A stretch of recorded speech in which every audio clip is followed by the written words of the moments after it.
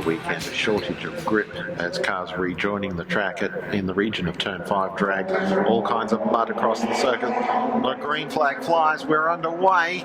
Selby Adams didn't get the best of starts. McLeod, much more experienced at starting off the front row of grids, sweeps around the outside, and the Autobez machine takes the early lead here ahead of 6 laps, 18 kilometres of the first HQ race of the weekend. Selby Adams lines up in second position. Bruce French has started well to be in third. Brock Mitchell's jumped up a position to be fourth fastest off the start. Then Levitt is next as they run up the back straight into the braking zone on entry to turn 3.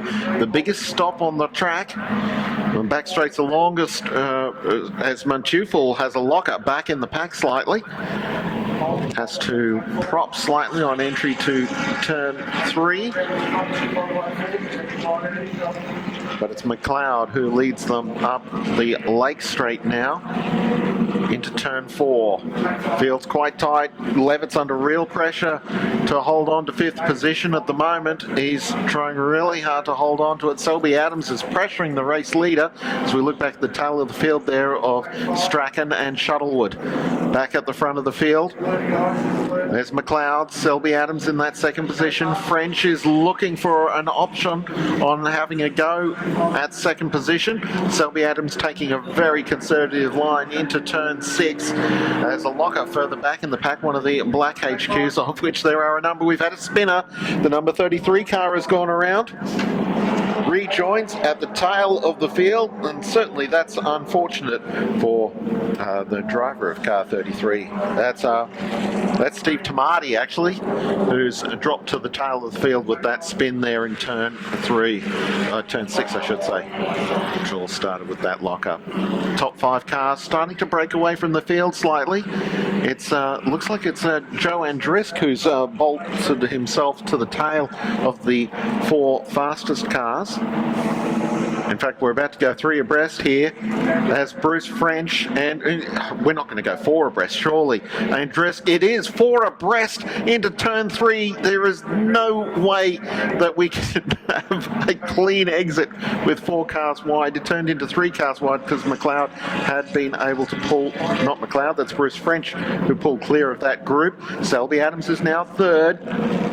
Although Selby Adams has got Brock Mitchell on his inside, he's left turn 4 unguarded, so that's allowed Brock Mitchell to slip into third position with Joe and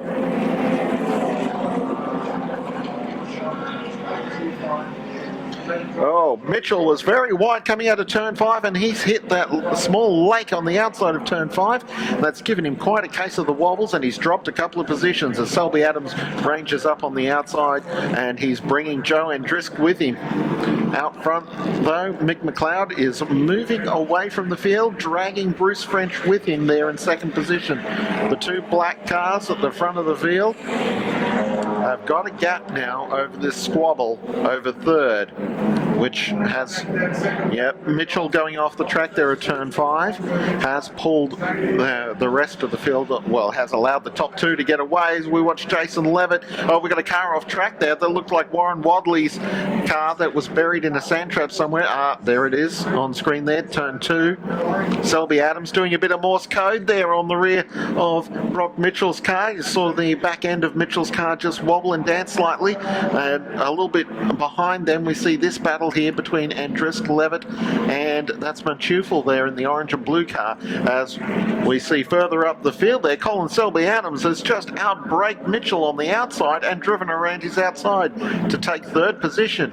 Mitchell, though, was able to take the tight line on the exit, and it wasn't good enough. Selby Adams is through and away. So Selby Adams back into third position ahead of Mitchell. Then we see there's that 3-car fight that's being led by Andrisk along with Jason Levitt and Jimmy Mantufel. we'll see the two race leaders come across as Bruce French has caught Mick McLeod for the race lead, but we're looking at this tremendous battle here for third, and it was Selby Adams that time who was wide coming out of turn 5 and had to slip and slide a little before correcting. We've had another car, there's the 82 car has looped itself, so that's Noel Cunnington who's straightening up and rejoining, having dropped to the tail of the field. So it's all getting a bit fraught out there on these slippery conditions. It hasn't rained since we arrived at the track this morning prior to 8 o'clock, but that doesn't mean the track isn't slippery. It's cold, there's no standing rubber on the track at all. As we continue to watch the fight for third position here between Brock Mitchell and Colin Selby Adams, with Joe Andris tucked in behind them. Selby Adams on the outside line again. He outbraked Brock Mitchell on the outside, and he's done it again. He did that the previous lap, and Joe Andrisk was forced wide as he had to go at Mitchell, and he's gone wide onto the grass, and he's got no grip at all. The grass is wet and it's as slippery as if it's, well, you ever seen a cat running around on a wet tiled floor? Yeah, that's what Joe Andrisk was doing out there in the HQ, as he kept the power in to try and get back onto the track, and he's dropped around 4 positions. So this battle for third, well, the battle for lead is getting interesting. Bruce French is up alongside Mick McLeod. I don't know that, and French is certainly the fastest car on track. It's a cutthroat battle here for third, mind you. Mitchell in fourth, having a go at Selby Adams there in third. Selby Adams was our pole sitter, but it did, and I suspected it might have been a slightly false pace there in qualifying trim. I think that it was just the difference between them was as much that Selby Adams had dialed into the setup. Now that was a little bit nervous there. Mitchell was up alongside the C-pillar of Selby Adams' car into turn 1 just then. It would have been, they could easily have turned into the motor racing version of a police pit maneuver,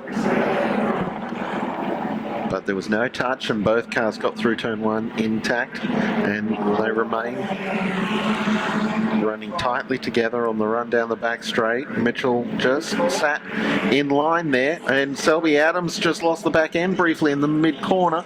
Mitchell had to back off to stop from hitting him, so he wasn't able to take advantage.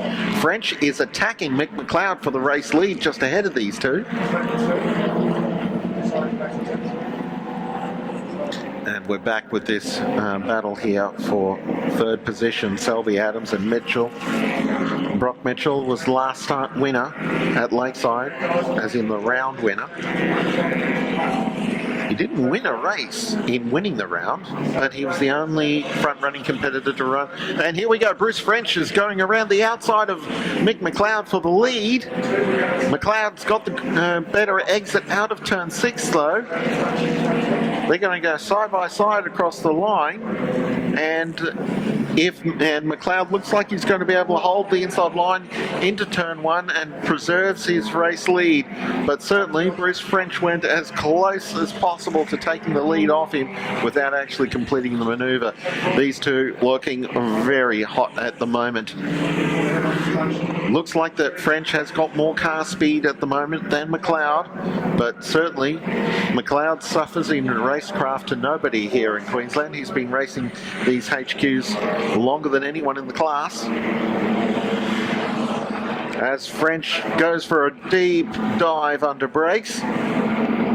Long braking zones for these HQs here at Queensland Raceway, and yeah, he went perhaps a little bit too deep under brakes, so French nosed in front, but that hurt his exit speed out of turn 3, so McLeod noses ahead, but French has the inside line into Snake Gully this time. So French maintains the lead as they negotiate turn 4. Don't want to run off wide at turn 4. There's that huge pool of water there on the outside of the corner. They head up the hanger straight. French holds the conservative line into turn 6, so McLeod unable to pounce for the moment. Across the line. And that's the checkered flag. And Bruce French claims the race victory over Mick McLeod by just 0.11 of a second. Brock Mitchell has defeated Colin Selby-Adams in that fierce dice for 3rd position. Jason Levitt crosses the line 5th, ahead of Jimmy Mantufel. Montgomery has crossed the line in 7th, ahead of Joe Andrisk. So something's happened to Andrisk over the back half of that race. His brother Scott crosses the line in 9th position. Wayne Back is 10th, ahead of the recovering Steve Tamati, who had that spin early in the race. Mark Strachan has had a fairly consistent run to cross the line in 12th position, ahead of Alan Shuttlewood. Everyone else has had dramas over the course of the race. So Brandon Madden has actually taken 13th off Shuttlewood over the course of the final lap. Cunnington was 15th after a spin, and he'll be the last car to finish the race, with Wadley buried in the stone trap at turn 1. We'll take a short break then, but congratulations to Bruce French on the win from Mick McLeod and Brock Mitchell.